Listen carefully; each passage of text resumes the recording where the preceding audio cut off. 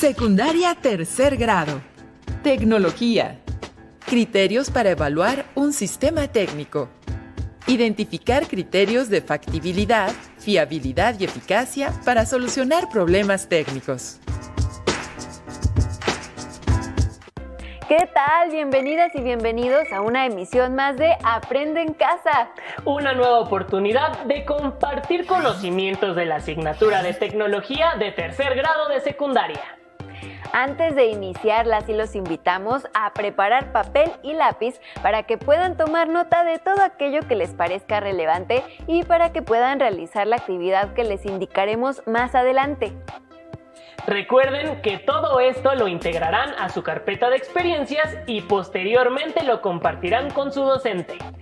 Es bueno recordar que durante esta contingencia de salud que afecta a todo el país y buena parte del mundo, estamos aprovechando los avances tecnológicos para llegar hasta su casa o el lugar donde están pasando la contingencia, a través de la televisión y diversas plataformas web.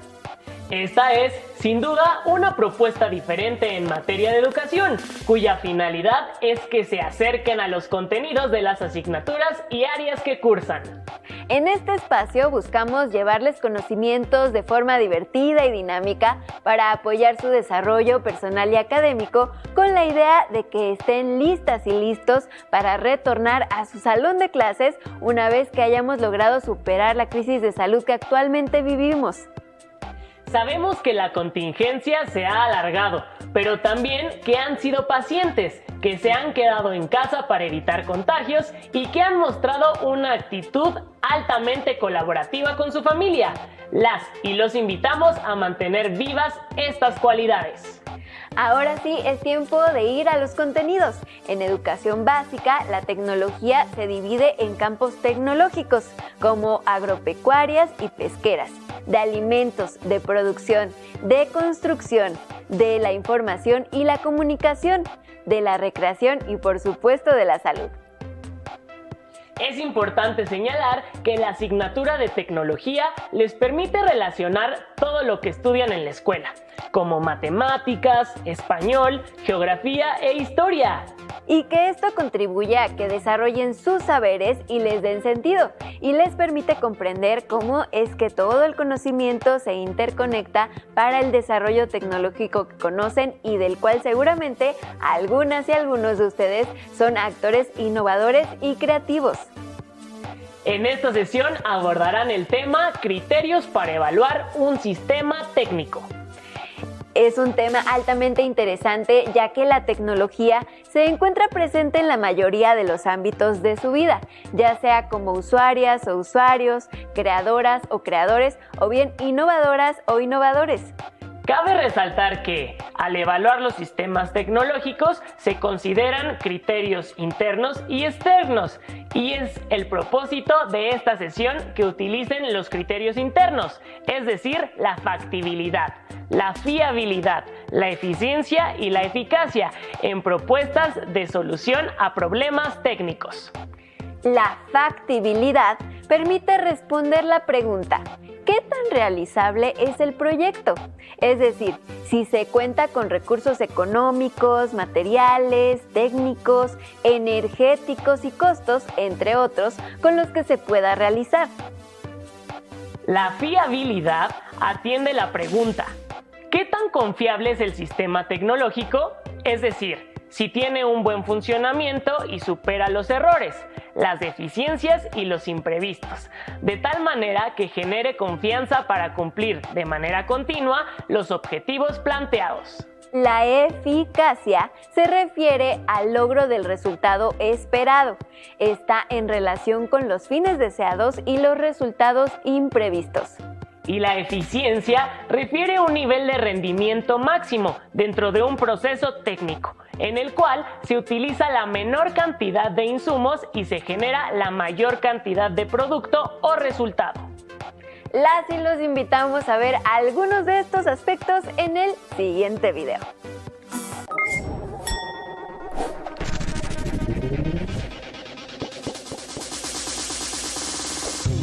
I'm Jasmine Lawrence, and I'm a program manager on the Xbox One engineering team. One of our biggest features is called Xbox Live. It's an online service that connects gamers from all around the world, and we rely on the internet to make that happen. This is no easy task, and there are a lot of things happening behind the scenes. The internet is totally changing how people interact and connect. But how does it work? How do the computers all across the world actually communicate with each other? Let's look at web browsing. First, you open a web browser. It's the app you use to access the web pages. Next, you type in the web address, or URL, which stands for Uniform Resource Locator, of the website you want to visit, like tumblr.com.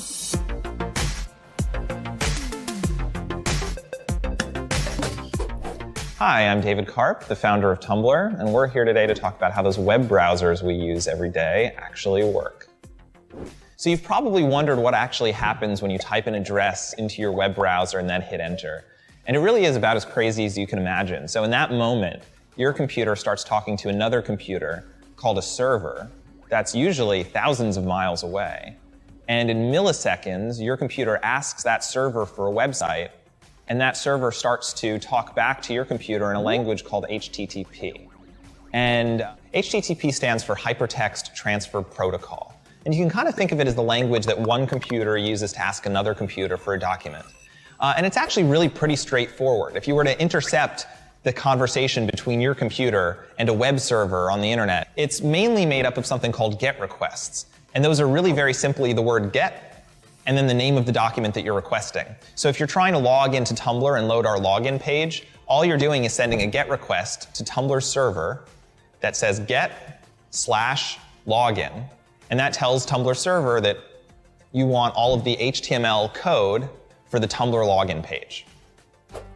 So HTML stands for Hypertext Markup Language. And you can think of that as the language that you use to tell a web browser how to make a page look. So if you think about something like Wikipedia, which is really just a big, simple document, and HTML is the language that you use to make that title big and bold, to make the font the right font, to link certain text to certain other pages, to make some text bold, to make some text italic, to put an image in the middle of the page, to align the image to the right, to align the image to the left. The text of a web page is included directly in the HTML, but other parts, images or videos, are separate files with their own URLs that need to be requested. The browser sends separate HTTP requests for each of these and displays them as they arrive. If a web page has a lot of different images, each of them causes a separate HTTP request, and the page loads slower. Now, sometimes when you browse the web, you're not just requesting pages with GET requests. Sometimes you send information, like when you fill out a form or type a search query. Your browser sends this information in plain text to the web server using an HTTP POST request. So let's say you log into Tumblr. Well, the first thing you do is you make a POST request.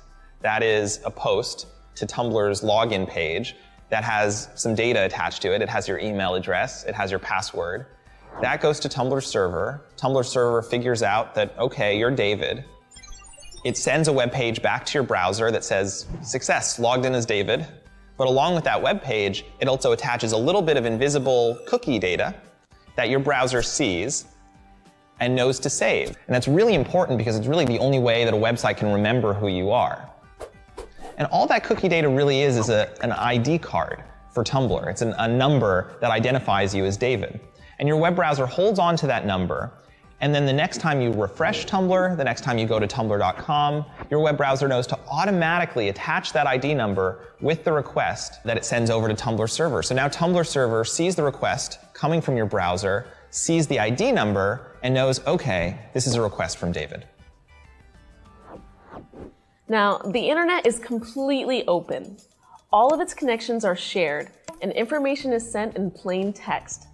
This makes it possible for hackers to snoop on any personal information that you send over the internet. But safe websites prevent this by asking your web browser to communicate on a secure channel using something called Secure Sockets Layer and its successor, Transport Layer Security. You can think of SSL and TLS as a layer of security wrapped around your communications to protect them from snooping or tampering. SSL and TLS are active when you see the little lock that appears in your browser address bar next to the HTTPS. The HTTPS protocols ensure that your HTTP requests are secure and protected. When a website asks your browser to engage in a secure connection, it first provides a digital certificate, which is like an official ID card, proving that it's the website it claims to be. Digital certificates are published by certificate authorities, which are trusted entities that verify the identities of websites and issue certificates for them, just like a government can issue IDs or passports. Now, if a website tries to start a secure connection without a properly issued digital certificate, your browser will warn you. That's the basics of web browsing, the part of the internet we see day to day. To summarize, HTTP and DNS manage the sending and receiving of HTML, media files, or anything on the web. What makes this possible under the hood are TCP/IP and router networks that break down and transport information in small packets. Those packets themselves are made up of binary, sequences of ones and zeros that are physically sent through electric wires, fiber optic cables, and wireless networks. Fortunately, once you've learned how one layer of the internet works, you can rely on it without remembering all the details. And we can trust that all those layers will work together to successfully deliver information at scale and with reliability.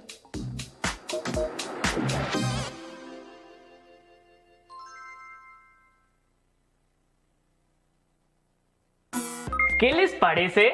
Genial, ¿cierto? El Internet funciona de manera eficiente y fiable. Sin embargo, se sigue evaluando y en función de ello cada día se realizan mejoras para que cada vez cumpla de mejor manera los objetivos para los que fue desarrollado. Por otro lado, seguramente alguna vez han enviado mensajes secretos. ¿Cómo lo hicieron? Tal vez utilizaron una clave o código descifrado únicamente por ustedes y las personas con quienes compartieron dichos mensajes. Les recomendamos leer el libro El enigma de los códigos secretos de María Mañeru. En él encontrarán métodos para esconder mensajes de las miradas curiosas. Y mientras llega el momento de que puedan realizar esa lectura, las y los invitamos a ver el siguiente video.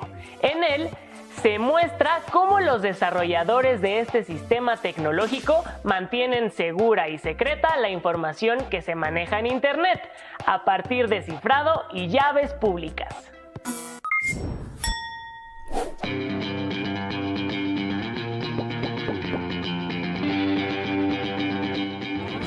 Hi, my name is Mia Gill-Epner. I'm majoring in computer science at UC Berkeley, and I work for the Department of Defense, where I try to keep information safe. The internet is an open and public system. We all send and receive information over shared wires and connections. But even though it's an open system, we still exchange a lot of private data. Things like credit card numbers, bank information, passwords, and emails. So how is all this private stuff kept secret? Data of any kind can be kept secret through a process known as encryption, the scrambling or changing of the message to hide the original text. Now, decryption is the process of unscrambling that message to make it readable. This is a simple idea, and people have been doing it for centuries. One of the first well-known methods of encryption was Caesar's cipher, named after Julius Caesar, a Roman general who encrypted his military commands to make sure that if a message was intercepted by enemies, they wouldn't be able to read it. Caesar's cipher is an algorithm that substitutes each letter in the original message with a letter a certain number of steps down the alphabet. If the number is something only the sender and receiver know, then it's called the key. It allows the reader to unlock the secret message. For example, if your original message is hello, then using the Caesar's cipher algorithm with a key of 5, the encrypted message would be this. To decrypt the message, the recipient would simply use the key to reverse the process. But there's a big problem with Caesar's cipher. Anybody can easily break or crack the encrypted message by trying every possible key. In the English alphabet, there are only 26 letters, which means you'd only need to try at most 26 keys to decrypt the message. Now, trying 26 possible keys isn't very hard. It would take at most an hour to do. So let's make it harder. Instead of shifting every letter by the same amount, let's shift each letter by a different amount. In this example, a 10-digit key shows how many positions each successive letter will be changed to encrypt a longer message. Guessing this key would be really hard. Using 10-digit encryption, there could be 10 billion possible key solutions. Obviously, that's more than any human could ever solve. It would take many centuries. But an average computer today would take just a few seconds to try all 10 billion possibilities. So in a modern world, where the bad guys are armed with computers instead of pencils, how can you encrypt messages so securely that they're too hard to crack? Now, too hard means that there are too many possibilities to compute in a reasonable amount of time. Today's secure communications are encrypted using 256-bit keys. That means a bad guy's computer that intercepts your message would need to try this many possible options until they discover the key and crack the message. Even if you had 100,000 supercomputers, and each of them was able to try 1,000,000 billion keys every second, it would take trillions of trillions of trillions of years to try every option, just to crack a single message protected with 256-bit encryption. Of course, computer chips get twice as fast and half the size every year or so. If that pace of exponential progress continues, today's impossible problems will be solvable just a few hundred years in the future, and 256 bits won't be enough to be safe.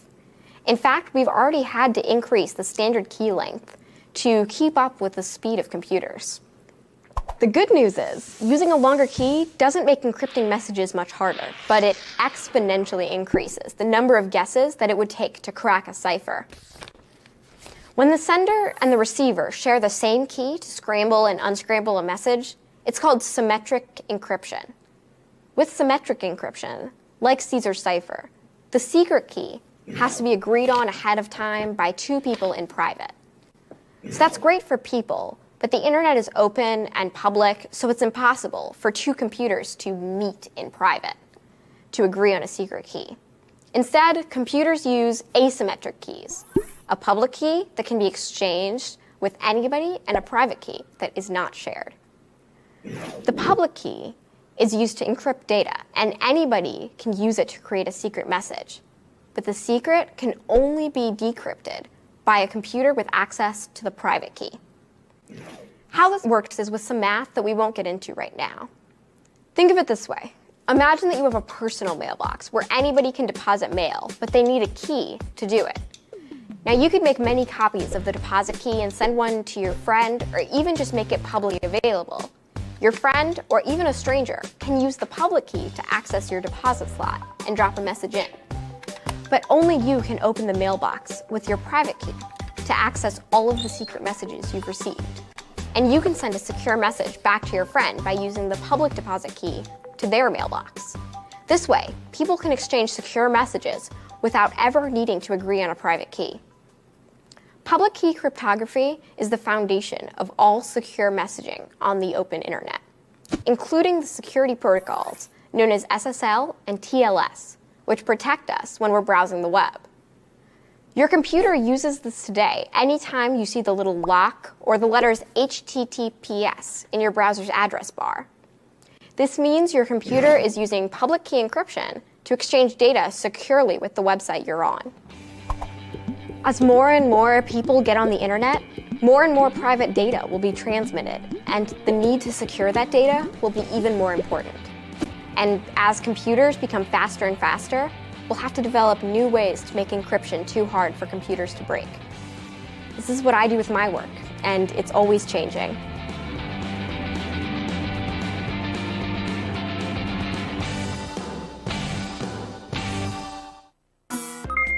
A partir de la información del video, ahora saben que en Internet es factible enviar y recibir información de manera fiable, eficiente y eficaz, pues cuenta con las características que lo permiten.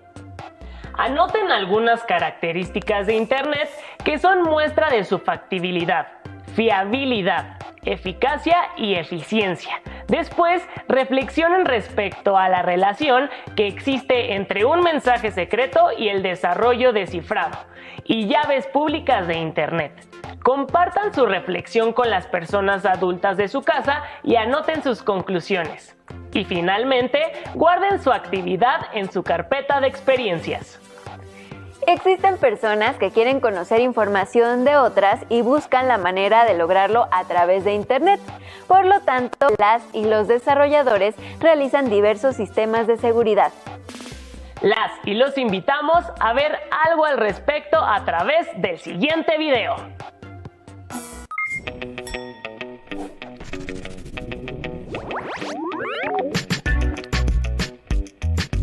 Hi, my name's Jenny Martin, and I'm the Director of Cybersecurity Investigations at Symantec. Today, cybercrime causes huge problems for society, personally, financially, and even in matters of national security. Last few hundreds of millions of credit card numbers have been stolen. Tens of millions of social security numbers and healthcare records were compromised. Even nuclear centrifuges have been hacked, and unmanned aerial drones have been hijacked. This is all done by exploiting vulnerabilities in hardware and software, or more often by taking advantage of unintentional decisions made by the people using the software. The people committing these cybercrimes don't fit a single profile or motivation. It could be anyone from an international terrorist to a teenager competing for bragging rights. Today, the largest countries not only have a regular army, but also have a well-armed cyber army.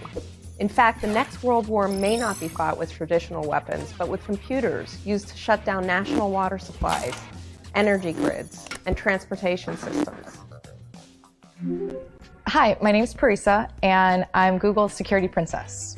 I've worked on a lot of different Google products in a lot of different ways to try and make our software as secure as possible.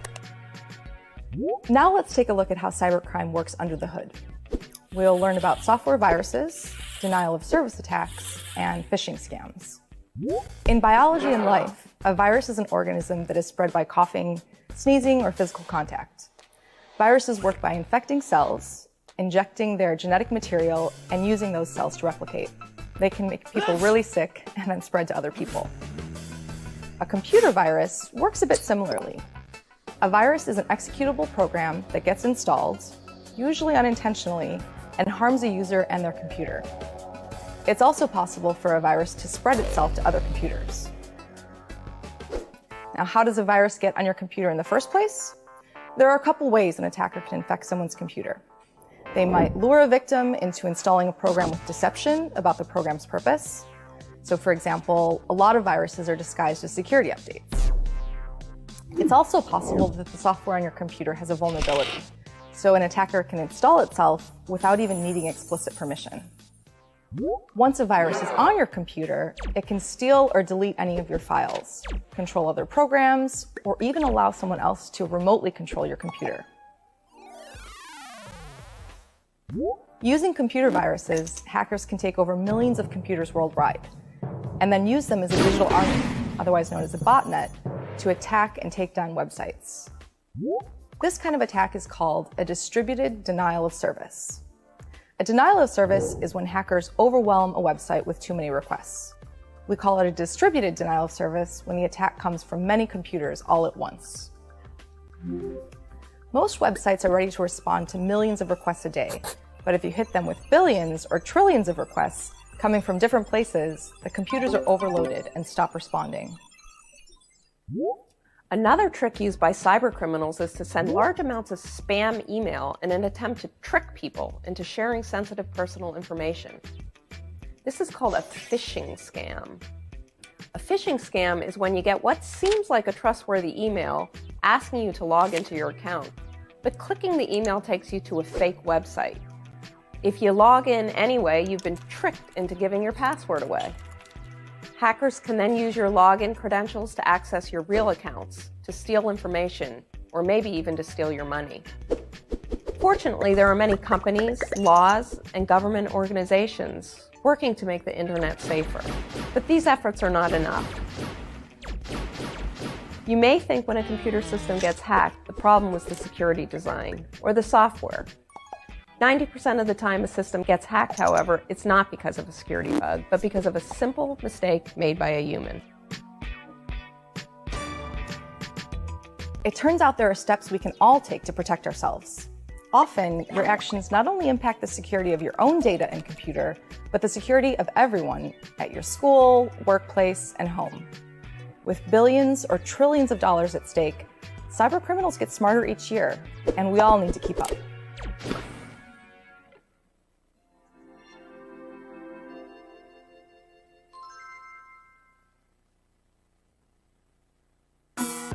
¡Maravilloso! En Internet hay mucha seguridad para que puedan buscar, enviar y recibir información. Sin embargo, para mantener su información segura, deben poner algo de su parte. Por ejemplo, evitar abrir los mensajes de personas desconocidas, ya que pueden tener malas intenciones. Así que cuídense. De acuerdo con la información que vieron, reflexionen en torno a las siguientes preguntas.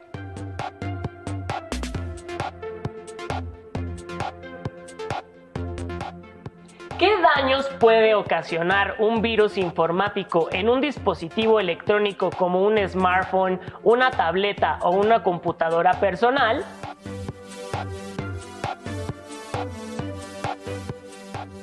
¿Cómo pueden protegerse de un virus informático?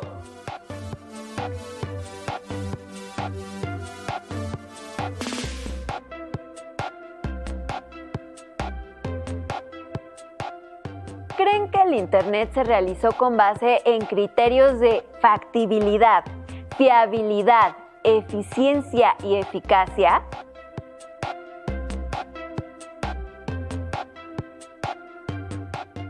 Comenten sus reflexiones con las personas mayores de su casa e inclúyanlas en su carpeta de experiencias. Lamentablemente el tiempo se nos ha terminado, pero recuerden que pronto tendremos una nueva cita aquí, en Aprende en Casa.